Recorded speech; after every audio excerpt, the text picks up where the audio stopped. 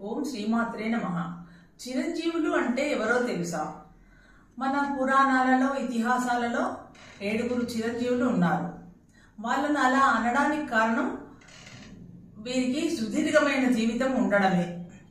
సృష్టిలో అంతం కానిది అంటూ ఏదీ ఉండదని నమ్ముతుంది మన హిందూ మతం. కాబట్టి అందరికీ అంతం ఉంటుంది. కానీ మనం ఇప్పుడు చెప్పుకోబోయే చిరంజీవులు రాబోయే చాలా కాలం పాటు, అంటే చాలా యుగాలు, కల్పాలు జీవించే ఉంటారు. మరి ఆ ప్రత్యేకమైన అద్భుతమైన మహాపురుషులను గురించి తెలుసుకుందాం. హనుమంతుడు, బలిచక్రవర్తి, కృపాచార్యుడు, విభీషణుడు, పరశురాముడు, వ్యాసుడు, అశ్వత్థామ, వీరిని చిరంజీవులు అంటారు. రామ భక్తి చేత హనుమంతుడు, మహావిష్ణువు అవతారమైన వామనుడి అనుగ్రహం చేత బలిచక్రవర్తి, విచిత్ర జన్మ వలన, ధర్మనిష్ట వలన కృపాచార్యుడు చిరంజీవులు అయ్యారు. అదేవిధంగా రాముడి చేత అనుగ్రహం పొందిన విభీషణుడు, అష్టాదశ పురాణాలు, మహాభారతం రచించిన వ్యాసుడు,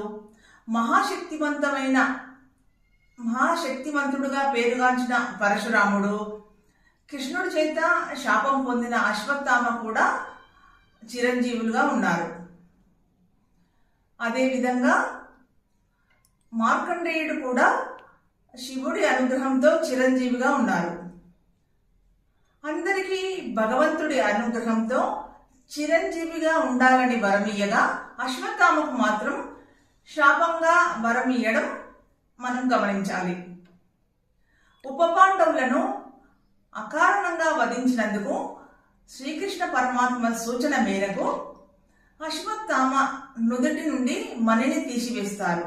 దాంతో అతనికి తన శక్తి మొత్తం తొలగిపోతుంది.